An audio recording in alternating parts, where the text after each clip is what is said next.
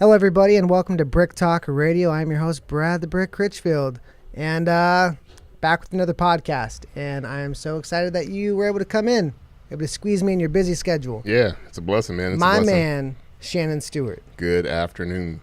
Thank you for having me. So when I talk about you, I talk mostly about giving hope, helping hands, giving hope. Mm-hmm. But what do you think you do primarily?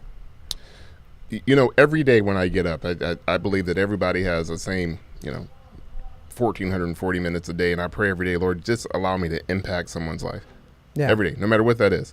Whether it's the homeless person on the street or someone that I come in contact with business, I just want to be of impact.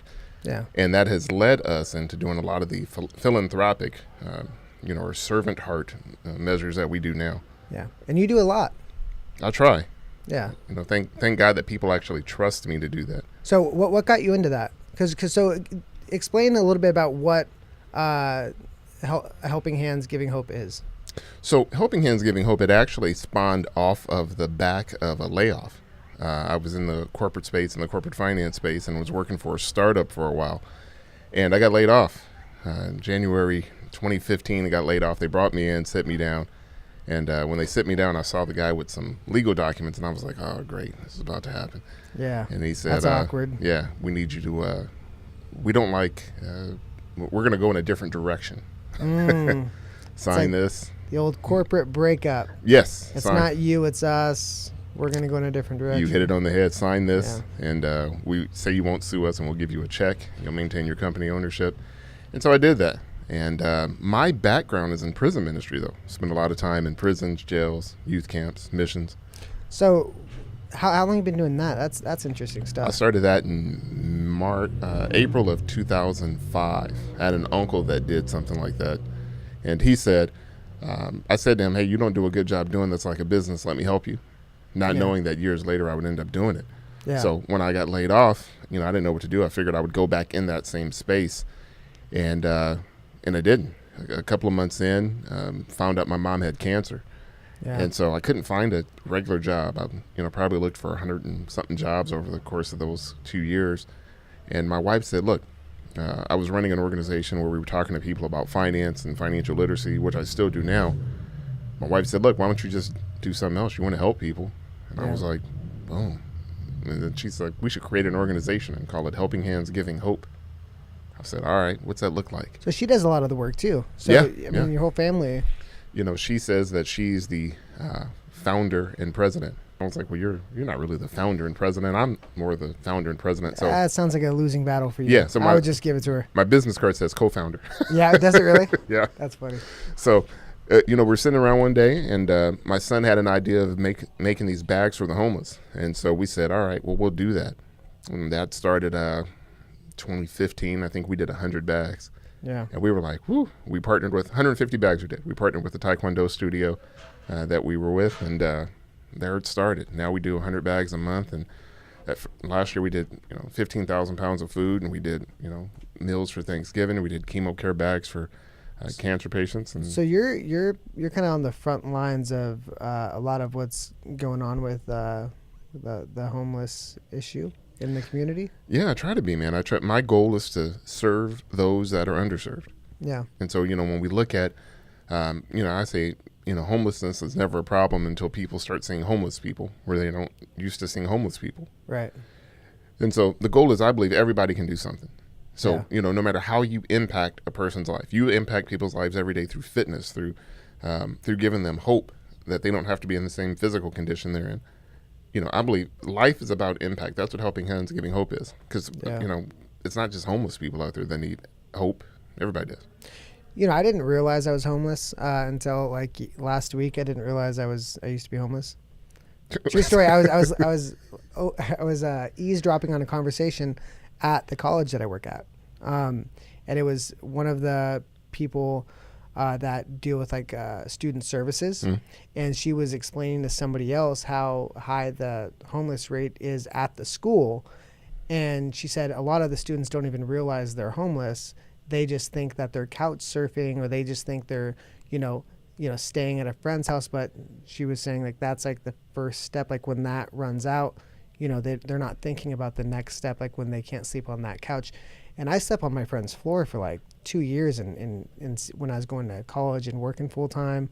And I never thought about it like, oh, like crap, I'm homeless. I just thought of it like, oh yeah, I'm just, couch surfing. Don't really, I'm a half full type of guy, I guess. But like when people think about it, I always think about, I approach stuff, Brad, as from the standpoint of everybody has a story, right? Mm-hmm. And so life for me is not about just seeing a homeless guy on the streets and saying, all right, let me give you this and keeping it pushing. Like, right. I want to talk to you. How long have you been homeless? What got you to this point? What's going on with you? What's your name? What do you need? And for the most part, are people pretty up to that conversation?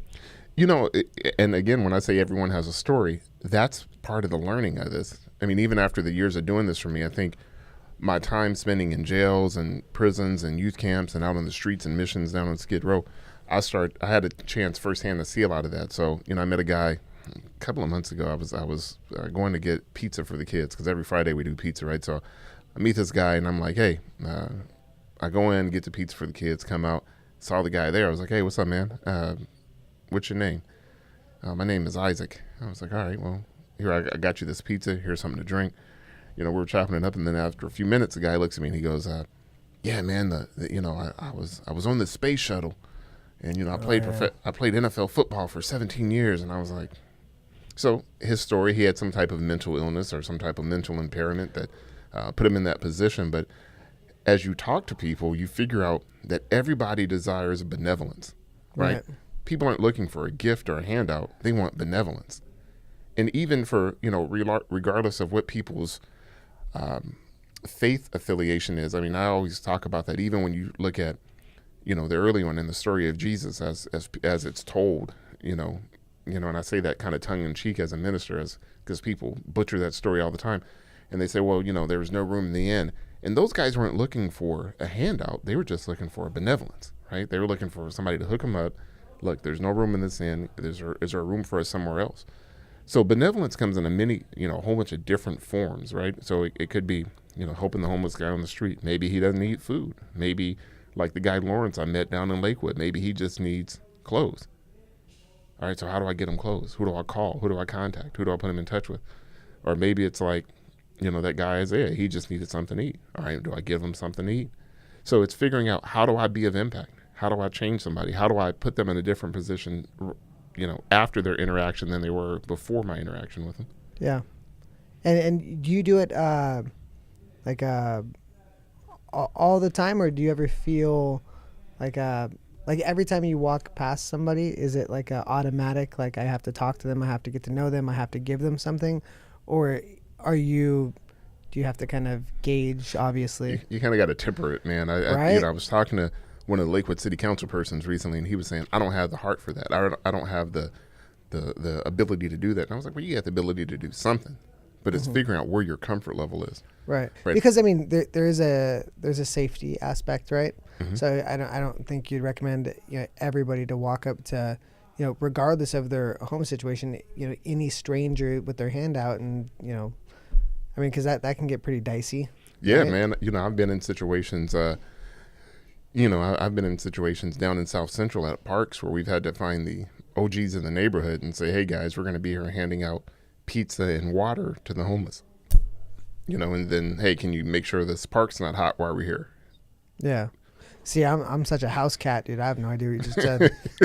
Just talking about what's hot and OGs and stuff. You let them know, like, hey, we're going to be here for 2 hours. So, make sure nothing happens in this park. Make sure there's no shootings, nothing's going on while we're here. Make sure there's no shooting. That's funny. Yeah. So did you come from your childhood? Did you come from a neighborhood that was maybe a little bit rougher than Orange County? It's interesting. I'm born and raised in Compton. Okay. It literally, when people say straight out of Compton, I grew up in Compton. I went to a private school early on, and in 1990, my dad came and said, yo, we're going to move to Arizona. Got a job. He's a Coca-Cola retiree. I was like, all right. And so I remember February 1st, 1991, second semester of ninth grade, I touched down on a high school, and high school had 3,000 kids and 50 black kids. 50. So not bad. I went to a place where it was like my dad said, figure out the most anti-Compton place we could live, and that's where we're going to go. Yeah. So, that kind of shaped a lot of stuff. And then moving back here, it kind of gives you I don't want to say a fearlessness, but, living in that type of environment, at least living, growing up in Compton, you know what to expect. Yeah. So now when I'm on the streets now, I always know what to expect. I think you never lose that sense of, my wife always cracks the joke because she grew up on a military base. Mm-hmm. And so I'll tell her stories from time to time. And we've been married 12 years, 13 years now.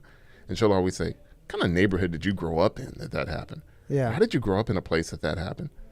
And so it's now being able to translate this whole mindset of how do we help people to our kids even? Yeah. Like, how do we even take that whole mindset to, when my kids go places, my son's always looking like, how do we address this situation right now? That's cool. And your kids probably get a lot out of that as far as like their own mental maturity of like being of service, right?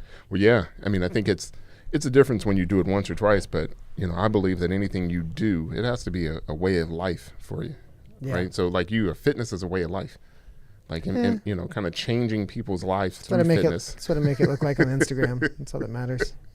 Look, I think we're a product of our life's choices, and I always say my friend Brad, he works out, and my life's choices show I like tacos and wine and cigars, and I'm a physical manifestation of that.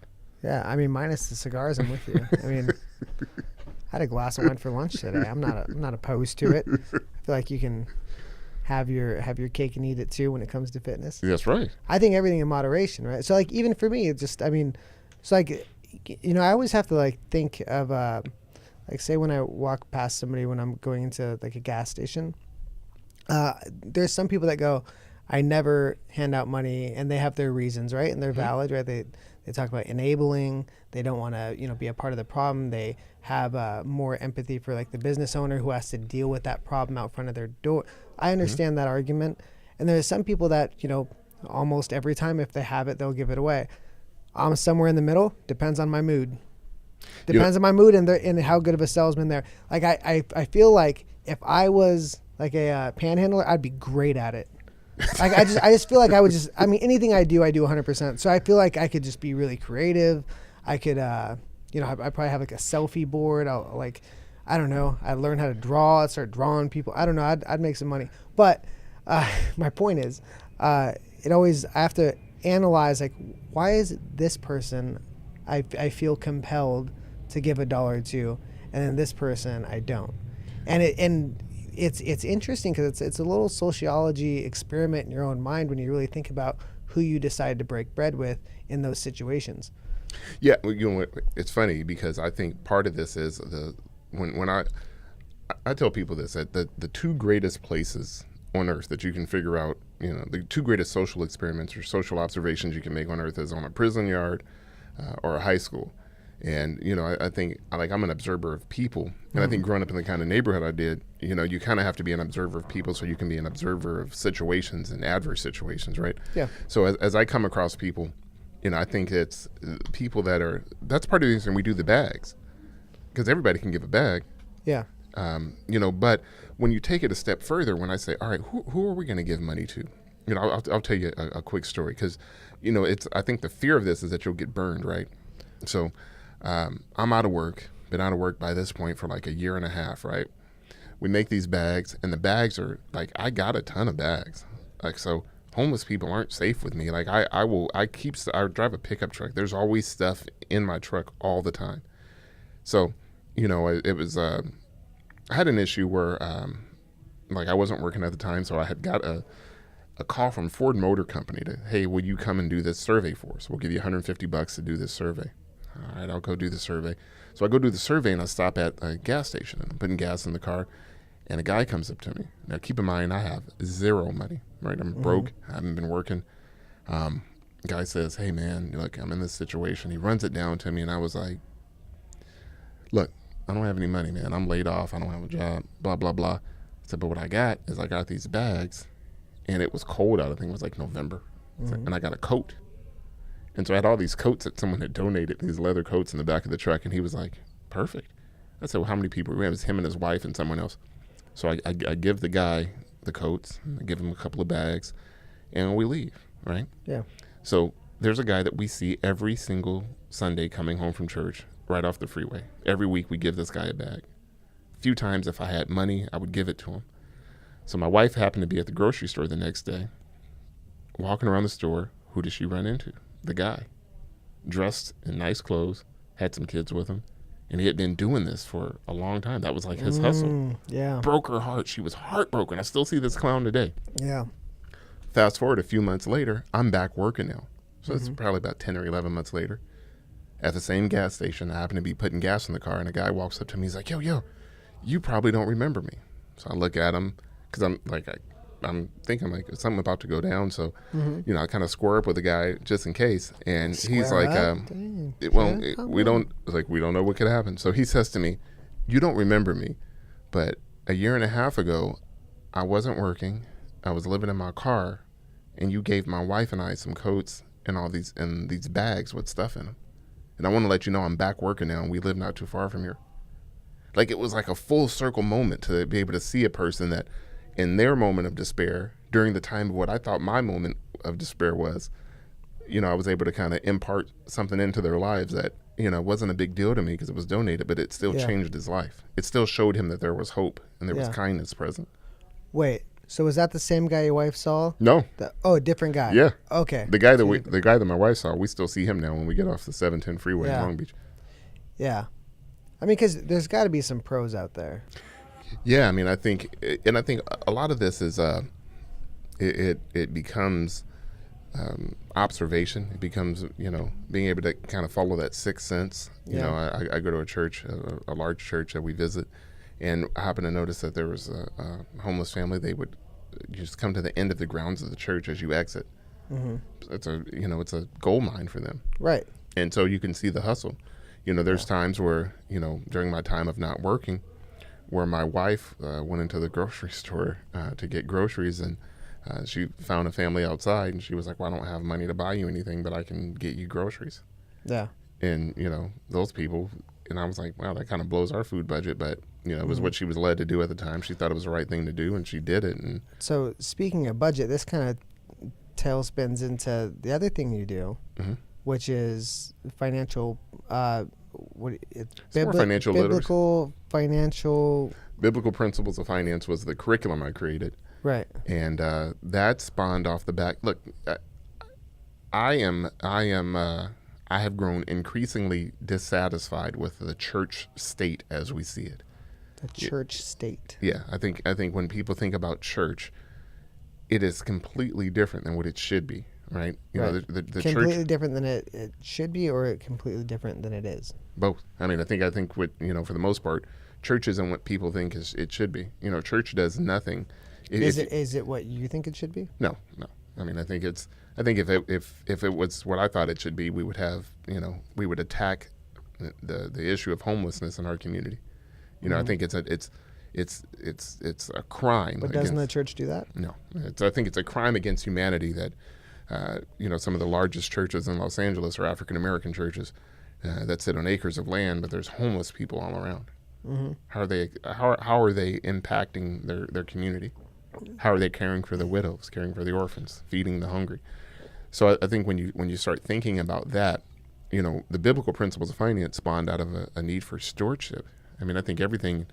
The Bible is an interesting book because I think it deals with some basic, It said it's basic instructions before leaving Earth, and I think it talks about some basic things. But everything on Earth revolves around some type of stewardship, right? Whether it's a stewarding of a relationship or stewarding of your money. The Bible references money 2,350 times. Anytime you reference something that many times, it has to be important, right? Yeah. So when I think about that, and I think about the world in which we live in today, we have such a warped view of money. Particularly people that didn't grow up having money. What's your view of money? Like what is money and? It was interesting. I'm on the board of the YMCA, and I did a financial literacy workshop with a bunch of 5th and 6th graders about a month ago. And money, I told them in its rawest form, it's a medium of exchange. Right. That's it. I mean, that's like the simplest way you could put it. Right? Yeah. I mean, exchange. It's accurate. Yeah. You exchange with somebody. And I think when you think about it from that vantage point, when I spend time with economists, and when I look at, I remember a few years ago looking at Mohamed Arian, the he's a chief investment officer of Allianz, and he's a guy that oversees the Harvard endowment. He was on the board of a company I worked for, and I remember hearing him say once, watching him on Bloomberg, and they were asking him about all these things, and I never once heard him talk about money. Hey, Mohammed, tell us about what you think about the economic condition of Russia. Well, they need to improve their relationship with the Western world. Well, tell me what you think about the economic condition of this. Well, they need to improve this relationship. Never once talked about money, because the money was just it's the resource. If you got great relationships, you don't need money. But Right. when you get it, you have to understand what it is and how do we deal with it. Right. So what do you focus most on when you're so do you give so you give your talks or seminars? Yeah, I'll do seminars. I'll do workshops. I'll do So like what are your bullet points, like the three main things you tackle? understanding what money is and what it isn't. Understanding credit. Understanding what a budget is. Like what do you hope people take away from those things? Like what is the biggest message that you're trying to get as far as like being of service to people and how they view money? Well, I think that the single most important thing is to help people understand that you tell your money where to go versus your money telling you where it's going. Mm-hmm. And I think it's the understanding that it has limited power over you. Money's inanimate, so it does what I tell it to do. Before I was Minister Shannon Stewart, but money did a great job, buying, weed and buying, expensive liquor and going to strip clubs. Money did a great job making my single worst purchase ever. And I'll sometimes bring this out when I do financial literacy workshops as I carry around this fur coat, because it was the stupidest thing I ever purchased. Right. In the summer of 2002. Yeah, I remember you telling me that. And I'm like, will somebody please steal this thing? Yeah. But it's a great lesson to people that, like, money is an amplifier, right? Right. If you're a jackass before you get money, you'll be a jackass. You'll be a bigger jackass with money. Right. If you're a liar It's like without money, alcohol. yeah. If you're a liar without money, you'll be a bigger liar with money. Right. And so it's to help people understand, what are the causes behind how you spend? What are the causes behind why you spend? What are the triggers? I mean, isn't everybody just chasing happiness, and money is just a way to attain that in their own what they think it is? Well, look, I think I spent some time Because money with makes you happy, you know that? Yeah, I mean, does. it's a scientific proof of it. Have you ever tried to frown sitting on a jet ski? Well, you can't. There it is. That's science. That's science. It makes you happy. I was talking to a guy that was the CEO of a behavioral health hospital, right? And so he came in and talked to us about the impact of the release of dopamine on spending, right? And how your brain releases dopamine when you do certain things. And if you think about it, dopamine, your body is looking to have a dopamine fix all the time, right? No matter what goes on, your body's like, oh, it's like, you work out all the time. It's like the runner's high, right? Like people always talk about the runner's high.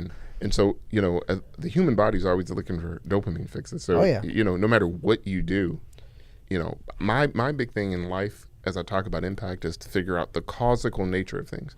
Yeah. What causes people to do that? Right. What causes you to What's be the foolish lack? with money? It's a lack of fulfillment in other areas of your life. It's the more, if that's the way you've learned to get dopamine, that's something you have control over, then that's what you're gonna do. I mean, it's like the high that somebody gets when they open up a new iPhone. Like you're not gonna, they're not getting that in any other area of their life, or maybe they are, but just not that much of it, and they get addicted to that feeling, and they're going to chase that feeling. Yeah, I mean, I think it's, I think understanding impact, right? I think as we talk about this, is to help people understand worth. And it's interesting because I tell this to single women, and people like, I'm a car guy, right? I love cars, and that's kind of like my thing. So I tell people this. So the most widely sold car in the world is a Toyota Camry. Base price of a Toyota Camry, $21,337. Average price. Now, the concept of a motor vehicle is the same. It operates on a spark, unless you drive a Tesla or something like that. It operates on a spark. The spark plug mixes fuel with fire. That causes the spark. That kicks the engine over. That process is still the same. Process is still the same with a $387,000 Rolls-Royce Phantom. What's the two difference in those motor vehicles? Worth. Now, we can't get in my truck, drive down to Newport Rolls Royce and say, hey guys, I got 22 grand. Let me get this Rolls Royce Phantom. They're going to be like, no. Why? Because it's worth more. Even if you don't know cars, right? You go, if you're not a car guy, if I take you and you sit in one of those cars and you close the door, you're like, wow, this car is really nice. This car must be worth a lot. The slam of the door, the softness of the seats, when you put your feet on like that lamb's wool floor mat, you're like, this is a really nice car. Yeah. Sir Charles Rolls and Henry Royce said in 1913 that they're going to make the car for the most distinguished of taste. And that car is worth more. I think a lot of times people operate, they don't have an idea of what their worth is. Mm-hmm. So they treat themselves like a Camry when they're really worth a Rolls Royce. That's why you don't see people driving Camry. The people that, if you take a person and you give them a Camry and you say, tomorrow I'm going to give you a Rolls Royce, they won't know how to treat it because they don't understand the worth of it. It's just a car to them. Doesn't that go the other way, though, where some people think they're a Rolls Royce, but really they're just a Camry? You know, I said this once to a single lady, and I said, hey, you know, she was sleeping around, and I gave her the Rolls Royce analogy, right? And she said to me, Minister Shannon, what if I'm just okay with being a Camry? Mm-hmm. Floored me. I was like, I don't have a comeback for that. Yeah. Like, I don't know what to tell you for that, because I can't. What I can't do in all of this helping hands and giving hope, as we put the love of God in work clothes and all do all these things and all these catchy taglines, or, you know, keep living in victory and all these cute things we do, I can't help people change how they feel about themselves or how they view themselves. That comes from within. Sure. Right? So every day, my life is solely geared every day on how am I going to make somebody's life better, even if it's my own. Sometimes it's just my own. Yeah. You know, you go through in two calendar years, I went through a point of losing a job. Then my mom gets sick with cancer. And then I run out of money completely. And then I have to figure out a way to go to and get public aid for health insurance. And then my mom dies. All of this happened in 2 years, and I'm still and out of that, I was able to birth, you know, something new. I was able to birth this organization and birth this thing. And you hear that? Yeah, but it went away. Some Transformers shit. That was kind of creepy, yeah. Right? But out of all of that, I was able to birth something. Fuck is going on? I don't know what that was. Yeah, it was like a vining. Sounded like a. Anyway, sorry. But so it's the worst possible timing too. But out of that, I was able to birth this, because here's what Helping Hands Giving Hope did for me. It got me outside of myself. And by getting outside of myself, I don't have to focus on my needs. Man, I remember the first year we did this, we handed out, we get these meals that come from the ILWU, the International Longshoremen Workers Union. Uh-huh. So they donate these meals.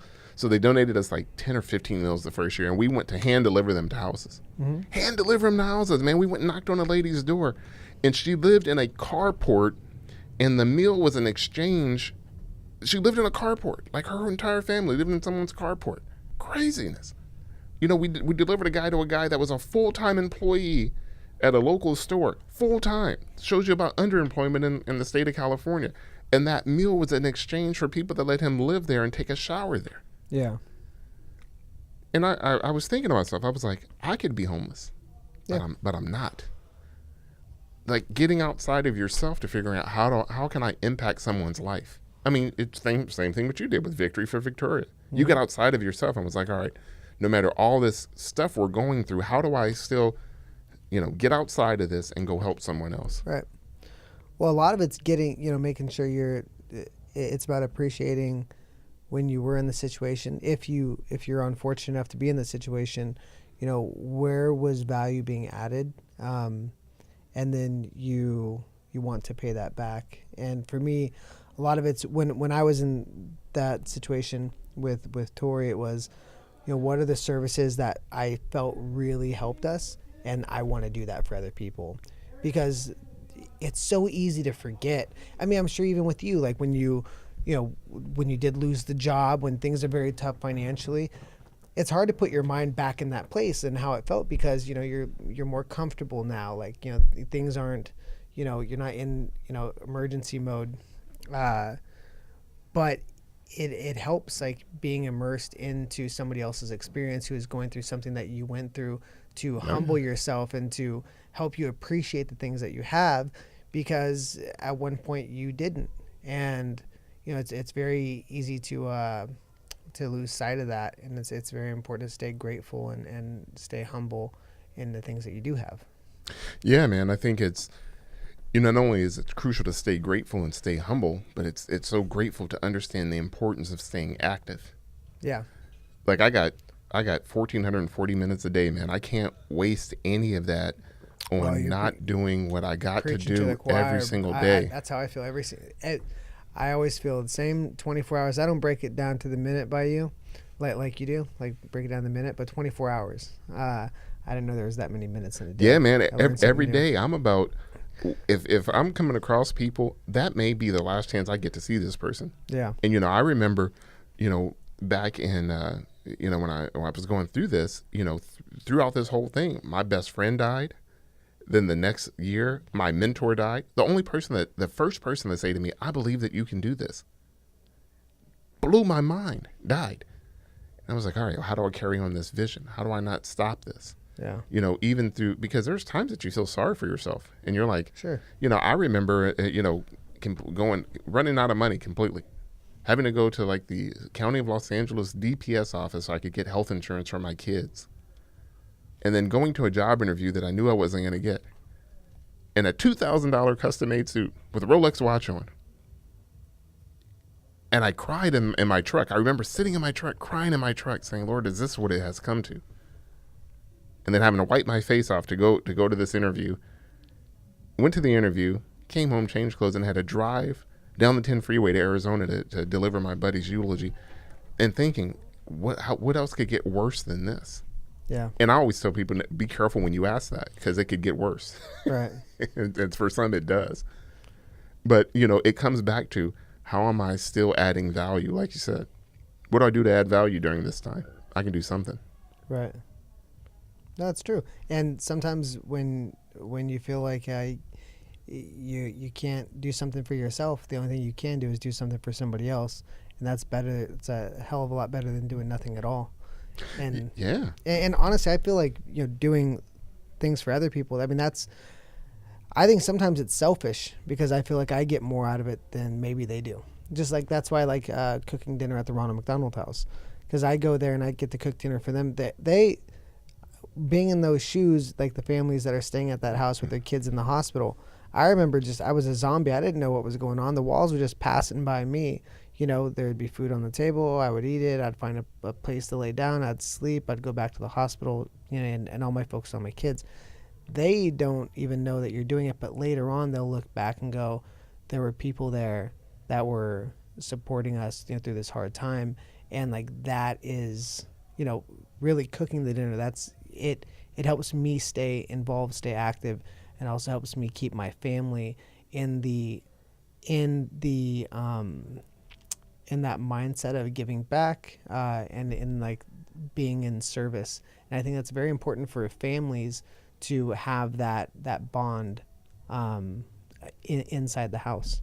Yeah, man. I think doing it with your family is huge too. I think you hit it on the head, though, because all of that is based off the fact that you have a story. Yeah. And so you're willing to look at your story and say, well, these other people, they have a similar story.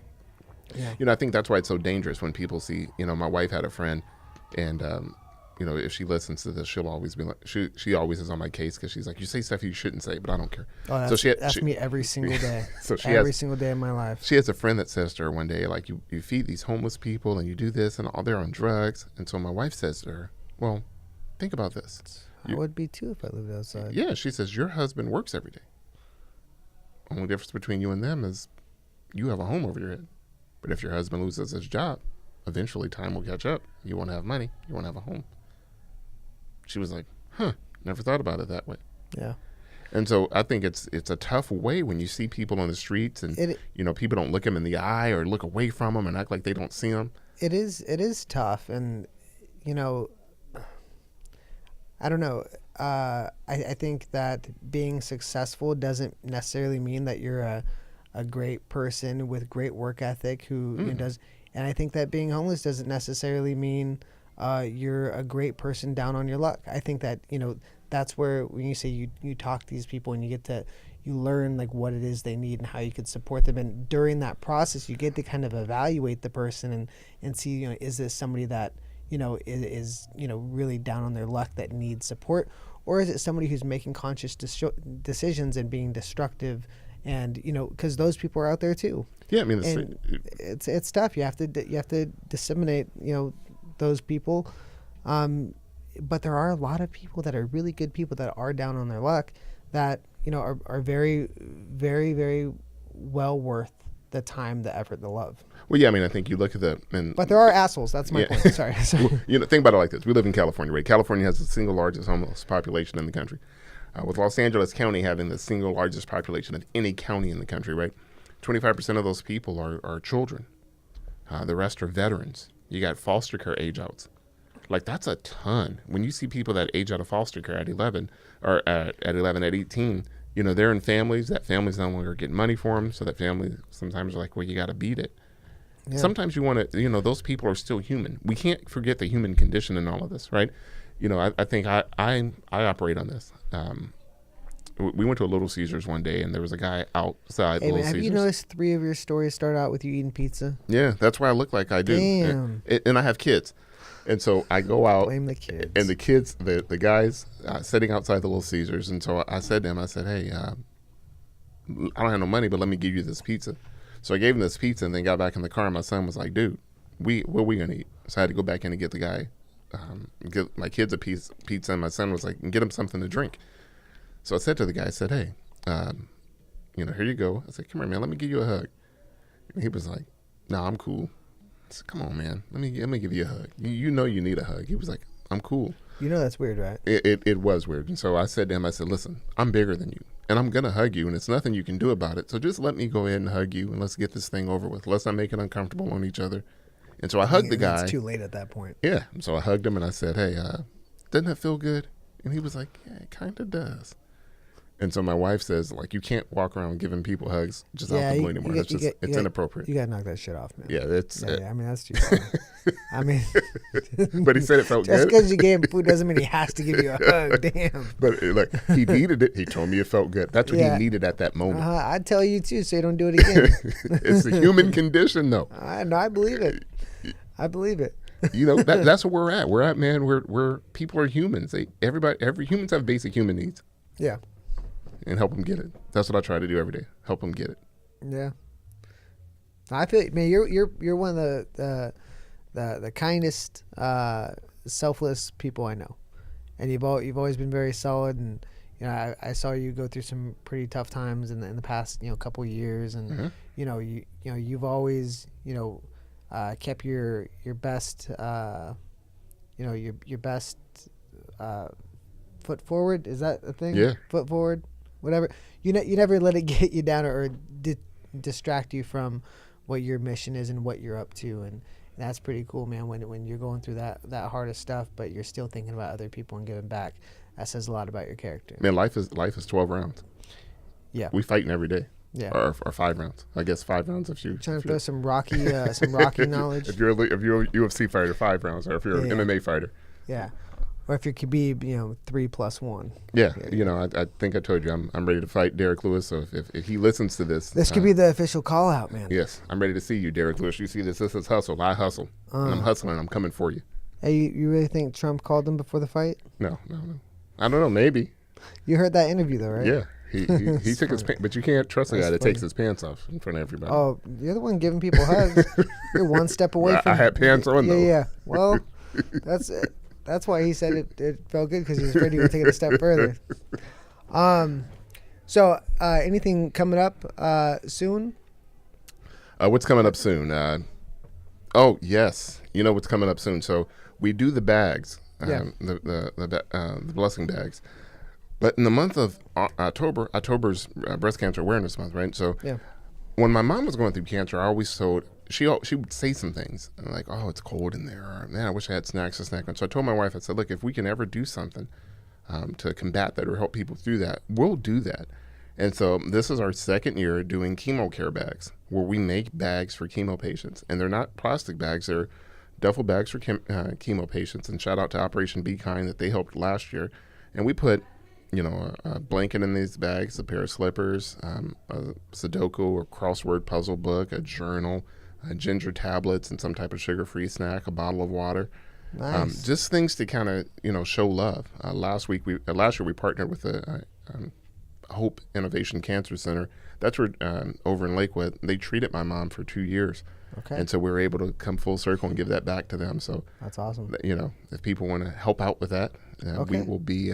Where can they find you? PayPal.me/HHGH. Find us on Facebook at Helping Hands Giving Hope. Okay. And And send me some text on that, and I'll post with the video. Okay, we'll do. Yeah, this is exciting. This is probably outside of the backpacks. It's our most costly thing to do. Yeah. But this is really a big thing for us because I think when you put your effort behind something, you really see it come to fruition. Yeah. And every single month as we do this, no matter what goes on, no matter what happens up into the final hour, things happen, and the event is greater than ever. So Yeah. That's awesome. yeah, so that's the biggest thing. Very cool. Hey, well, I can't think of a better note to end on. I better get home before my wife starts calling. Shannon, thank you so much for Thank you, sir. coming in, I appreciate sitting it. down, talk. I know it's like the only way we're gonna be able to make time in both of our busy schedules to sit down and talk is to feel productive at the same time. Yeah, no, this is awesome. But yeah, I mean, anytime we can support, you let us know. And I got some cool stuff coming up with Victory for Victoria too, so we'll be talking about that. Perfect. Thank you. Awesome.